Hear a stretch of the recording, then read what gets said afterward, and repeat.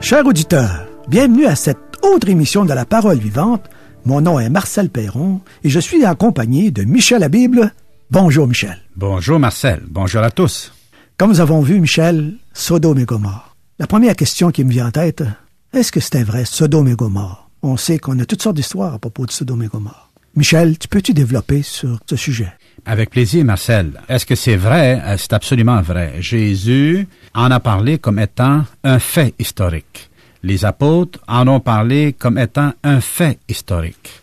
C'est pas juste une idée ou une fable ou un mythe, mais c'est inscrit dans l'histoire. Regardons un peu le contexte de Sodome et Gomorrhe. Qu'est-ce qui s'est passé? On voit ça au chapitre 18 du livre de la Genèse, verset 1, où il est écrit « L'Éternel apparut à Abraham parmi les chênes de Mamré, comme il était assis à l'entrée de sa tente pendant la chaleur du jour. » Dieu a apparu à Abraham sous forme de 3 hommes qui sont venus vers lui, et Abraham, quand il les a vus, il les a accueillis. Le sens de l'hospitalité chez les peuples du Moyen-Orient est proverbial, et il a déjà apprêté un chevreau, il a fait à manger, il les a bien reçus. Ce qu'ils ont fait, ce que ces 3 hommes ont fait, ce que l'Éternel a fait, au verset 9, ils lui dirent « Où est Sarah, ta femme ?» Il répondit « Elle est là, dans la tente. » L'un d'entre eux dit « Je reviendrai vers toi à cette même époque, et voici Sarah, ta femme, aura un fils. » Encore une fois, le renouvellement, la confirmation de la promesse de Dieu à l'égard d'un fils. Dieu veut donner un fils à Abraham. Sur une période de 25 ans, à plusieurs reprises, Dieu renouvelle sa promesse à Abraham. Maintenant, ce qui se passe, quelque chose d'intéressant. On apprend au verset 17 une chose intéressante. Alors l'Éternel dit, « Cacherai-je à Abraham ce que je vais faire? » On a parlé longuement de la foi d'Abraham en Dieu, de la confiance d'Abraham en Dieu, Marcel. Mais ici, nous allons voir la confiance de Dieu à l'égard d'Abraham. Abraham est sûr de Dieu, et ici, Dieu nous montre qu'il est sûr d'Abraham. Et il le fait entrer dans ses secrets, il lui fait une confidence. Il a une relation intime avec Dieu. Une relation intime, absolument. Moi, ça m'encourage beaucoup, et je peux voir dans ma vie comment Dieu peut agir dans ma vie, vraiment pour me montrer qu'il a confiance en moi, malgré ma faiblesse. Et au verset 20, Dieu lui dit à Abraham, « Écoute, Abraham, le cri contre Sodome et Gomorrhe s'est accru et leur péché est énorme. » Oh, Michel, on voit à nouveau que les hommes sont redevenus ce qu'ils étaient du temps de Noé, égoïstes, méchants, indifférents à Dieu. Tout à fait, Marcel. Et même dans le chapitre 13, verset 13, il est écrit « Les gens de Sodome étaient méchants et de grands pécheurs contre l'Éternel. » Je me souviens, quand j'étais jeune, j'étudiais l'histoire. L'histoire me passionnait, ça me passionne toujours. Et quand j'avais lu à propos de la Première Guerre mondiale, j'étais surpris que les hommes n'avaient pas appris de cette guerre épouvantable. Et quelques années après, on a eu la Deuxième Guerre mondiale. Ça nous prouve que l'homme oublie vite. L'homme oublie vite. Et là, je me suis dit, dans ma jeunesse, dans mon idéalisme, je dis, ben là, enfin, c'est fini la guerre. Mais, à mon grand étonnement, de voir que tout de suite après, il y a eu la guerre de Corée et une guerre après une autre, et on nous dit que depuis la Deuxième Guerre mondiale, il y a eu plus de 200 guerres. Et ici, tu vois, qu'est-ce qui se passe? Les gens de Sodome n'ont pas appris. Pourtant, Dieu avait jugé l'humanité par le déluge du temps de Noé. Et on est ici quelques années plus tard. Et la population de cette région, de cette ville, était rendue aussi corrompue que celle du temps de Noé. Alors, Dieu a décidé que c'était assez. Tu sais, Dieu est patient, Marcel. Vraiment, Dieu est un Dieu de grâce, gracieux. Mais Dieu n'est pas bonasse. Il sait attendre. Et lorsque le péché des hommes est rendu tellement loin qu'ils sont irrécupérables, alors c'est là que Dieu manifeste toute sa sévérité. Et on peut voir aussi que c'était Lot qui restait À Sodome, je ne me trompe pas. Oui, exactement. Lot, il avait quitté Abraham dans le chapitre 13. Il était écrit que il s'est établi dans les plaines proches de Sodome et Gomorrhe, mais dans le chapitre 17, on le voit déjà rendu dans Sodome, et ici au chapitre 19, il est rendu à la porte de Sodome. Ça veut dire que c'est un peu comme un conseil de ville. Alors, tu vois le crescendo. Lot, dans son cœur, était attiré par l'argent, par les richesses, alors que Abraham était attiré par la gloire de Dieu et par sa destinée à laquelle Dieu l'appelait. On voit que Lot avait déjà quitté son oncle Abraham. Exactement ça. Dans le chapitre 19, verset 1, il est écrit « Les deux anges arrivèrent à Sodome sur le soir. » Parce que dans le chapitre 18, on voyait qu'il y avait comme 3 hommes, ils sont appelés aussi 3 anges, et il y en a 2 qui ont quitté l'Éternel et Abraham, puis Abraham est resté avec l'Éternel. C'est vrai, on est en train de dépasser ça un peu là. Lorsque Dieu a dit à Abraham qu'est-ce qu'il va faire avec Sodome et Gomorrhe, alors il s'est souvenu que son neveu Lot était dans cette ville. Il s'est tenu devant Dieu. Et il a dit au verset 23, Abraham s'approcha et dit, « Feras-tu aussi périr le juste avec le méchant? Peut-être y a-t-il 50 justes au milieu de la ville. Les feras-tu périr aussi? Et ne pardonneras-tu pas à la ville à cause des 50 justes qui sont au milieu d'elle? Faire mourir le juste avec le méchant, en sorte qu'il en soit du juste comme du méchant. Loin de toi cette manière d'agir, loin de toi. Celui qui juge toute la terre n'exercera-t-il pas la justice? » Tu vois comment Abraham connaissait l'Éternel. Et Abraham donc s'est tenu devant la présence de Dieu et sur la base de ce qu'il connaissait de Dieu, qu'un Dieu miséricordieux, que Dieu ne condamne jamais le juste, mais il n'absout pas le coupable.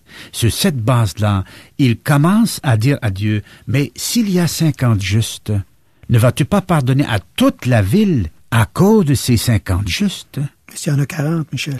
Dieu lui a dit, « Oui, d'accord, je vais pardonner à cette ville, qu'il y en ait 50, qu'il y en ait 45, qu'il y en ait 40. » Et là, Abraham, il dit, « Oui, mais s'il y en avait juste 30, oui, mais s'il y en avait juste 20. » Et Dieu lui disait toujours, d'accord, je vais pardonner à cause de ces 30. Oui, d'accord, je vais pardonner à cause de ces 20.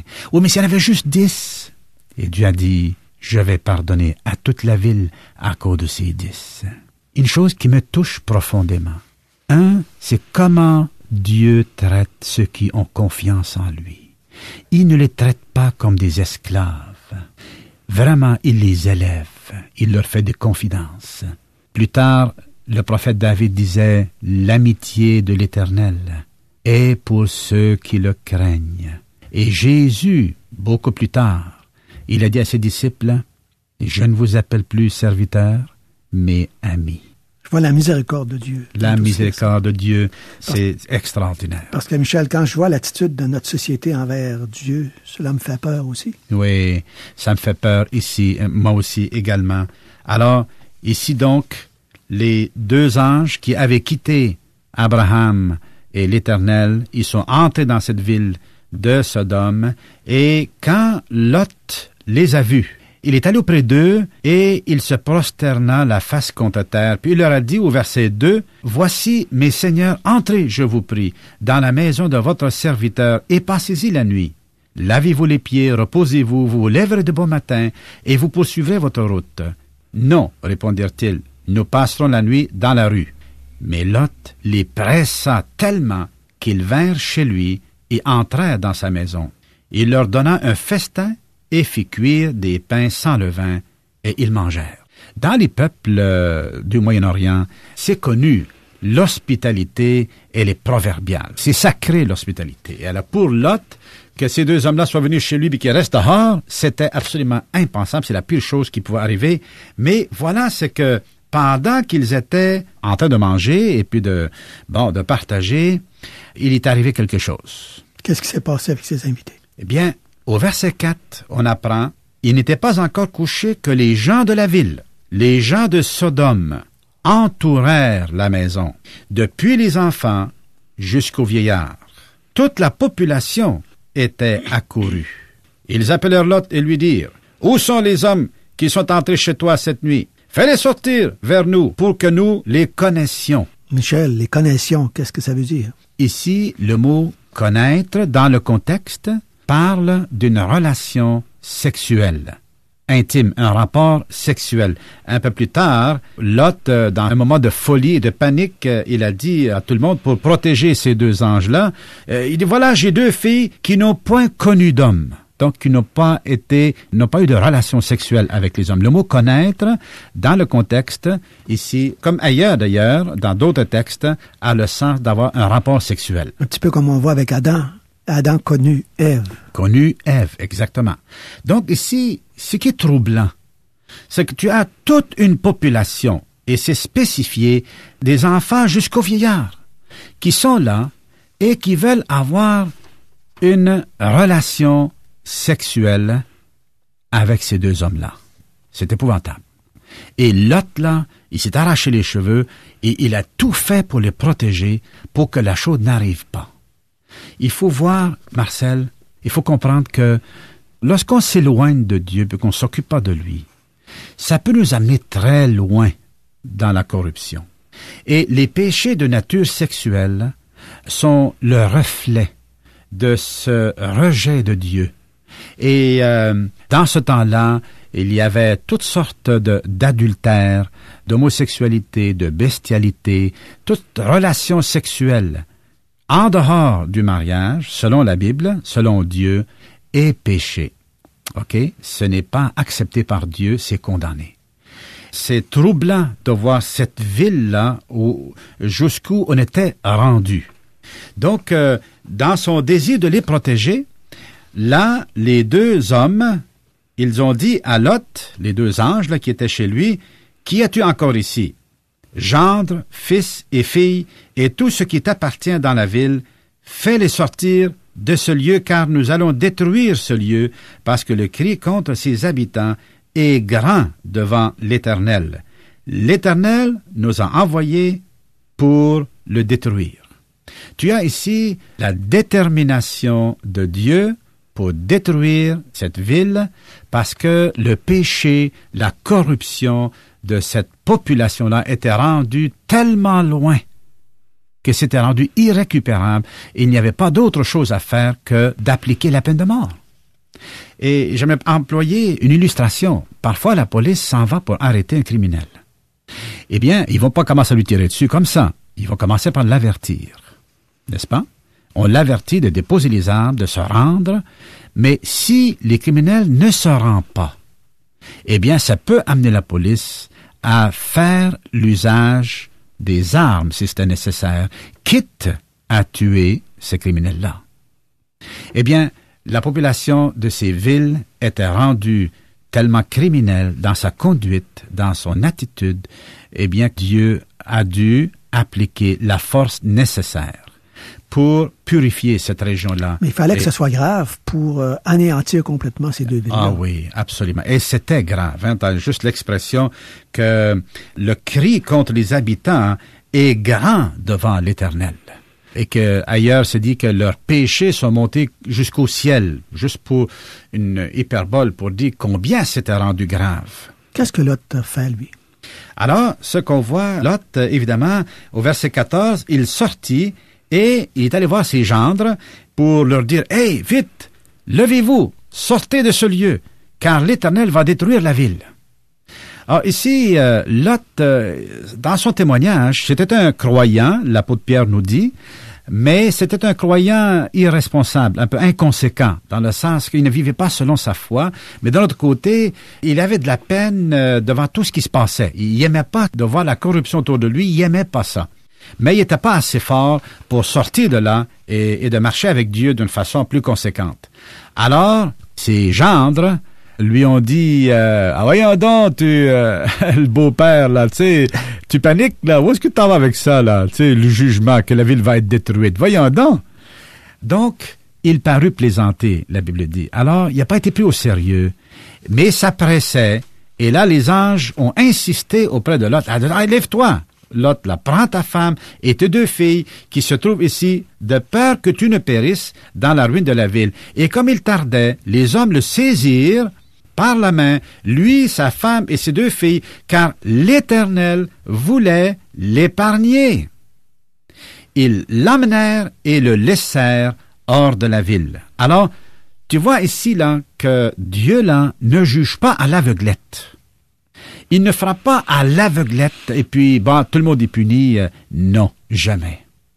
Dieu ici, tu vois que son désir le plus cher est de sauver. Il n'a pas de plaisir à la mort du méchant, il est écrit. Donc il y a encore de l'espoir. Oui, tu vois, il y a de l'espoir pour Lot, là, malgré son inconséquence, mais à cause de l'intercession d'Abraham. Il était dans un sens chanceux, Lot, là, d'avoir un oncle croyant, un homme de foi, comme Abraham. Tu vois? Et Dieu, à cause d'Abraham, voulait sauver Lot. Et une fois qu'ils sont sortis de la ville, qu'est-ce qui est arrivé? C'est que, au verset 23, le soleil se levait sur la terre lorsque Lot entre dans Tsoar, une autre ville. Alors l'Éternel fit pleuvoir du ciel sur Sodome et sur Gomorrhe du soufre et du feu, et de par l'Éternel. Il détruisit ces villes, toute la plaine et tous les habitants des villes et les plantes de la terre. Et la femme de Lot regarda en arrière, et elle devint une statue de sel. Dieu... Qu'est-ce que ça veut dire, Michel, regarder en arrière? Pourquoi? Dieu a mis en sécurité Lot, et une fois que Lot était en sécurité dans une autre ville, c'est là qu'il a frappé. Exactement comme dans le temps de Noé. Quand Noé et sa famille étaient en sécurité dans l'arche, c'est là que le déluge est arrivé. Tu vois là que Dieu n'est pas aveugle. Et ce sera ainsi, comme on le verra après, que Dieu ne va pas jamais juger un vrai croyant. Et il a donné un refuge, son Fils Jésus-Christ, comme on le verra dans un moment. Tout un espoir, Michel. Écoutez l'émission La Parole vivante, et notre sujet aujourd'hui est Sodome et Gomorrhe. Et on a vu avec Michel que Sodome et Gomorrhe a déjà existé.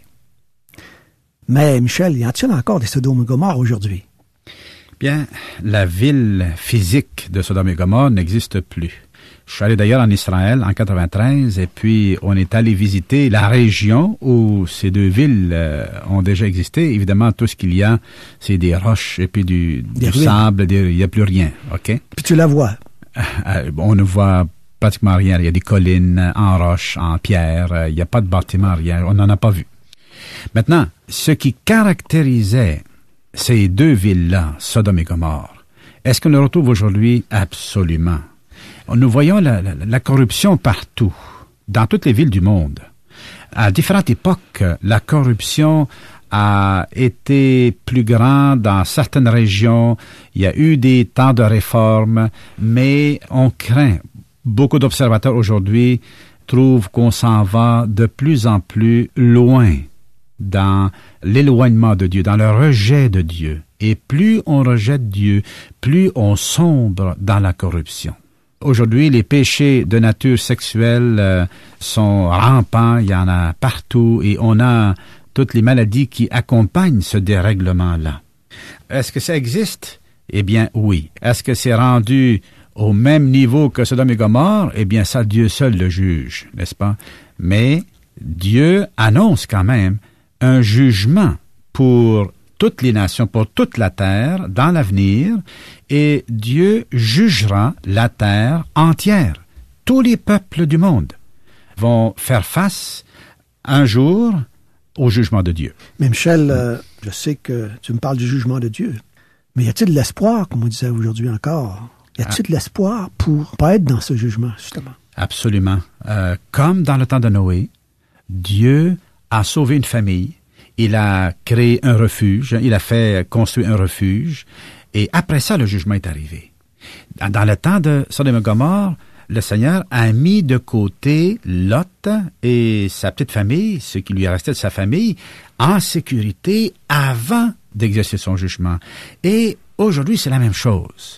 Aujourd'hui, on est dans le temps de la grâce de Dieu, le délai de grâce, pour entrer dans le refuge. Et qui est ce refuge? C'est son Fils Jésus.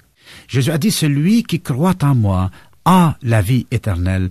Il ne vient pas en jugement, mais il est passé de la mort à la vie. Ce que tu veux me dire, Michel, c'est que la colère de Dieu s'est dirigée chez son Fils. Exactement, sur son Fils. Et là, il y a un parallèle à faire avec Abraham. Abraham, il est écrit, s'est tenu devant la présence de l'Éternel, et là, devant l'Éternel, il s'est mis à intercéder, à réclamer le salut, le pardon. Mais évidemment, Dieu, il n'avait pas besoin de l'arracher à Dieu. Dieu est un Dieu qui pardonne, mais aux hommes repentants. Mais voilà, pour Abraham, il n'a pas payé pour le salut de Lot. Il faut dire que Lot a obtenu un salut quand même temporel et non pas un salut éternel. Jésus, lui, qu'est-ce qu'il a fait, Jésus? Il s'est tenu devant la présence de Dieu à la croix du Calvaire, Marcel. Dieu est en train de dire à son Père, « Père, je ne veux pas que ta colère frappe les hommes, je veux les sauver. » Et Jésus était là devant Dieu pour protéger tous ceux qui se repentent et cherchent en lui leur refuge. Et à ceux-là, à ceux qui placent leur confiance dans le Seigneur Jésus-Christ pour être protégés du jugement de Dieu, Dieu leur garantit la sécurité éternelle.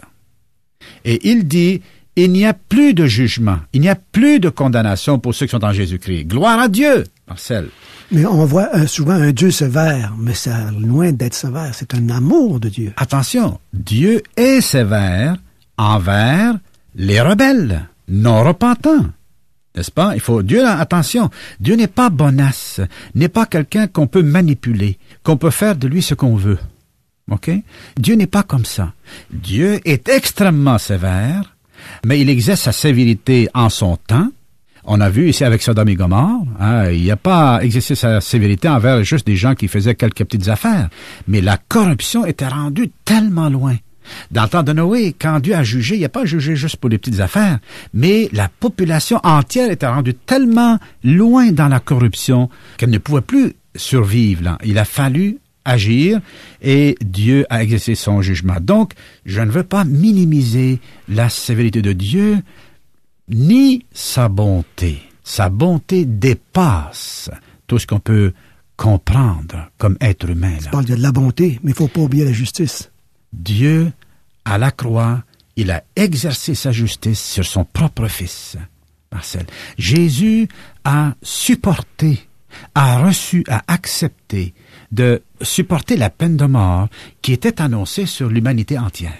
Jésus s'est offert à son Père et il a intercédé en notre faveur par l'offrande de sa vie. Donc le jugement qui était supposé de tomber sur moi est tombé sur Jésus. Exactement ça. Est tombé sur Jésus, de telle manière que pour celui qui trouve son refuge en Christ, n'est-ce pas, il a la garantie d'être pardonné par Dieu, d'être accepté et d'avoir la certitude d'aller au ciel et d'avoir la vie éternelle. Je sais qu'il y en a qui se moquent de ça. Il y avait des moqueurs du temps de Noé, puis il y avait aussi des moqueurs du temps de Sodome et Gomorrhe.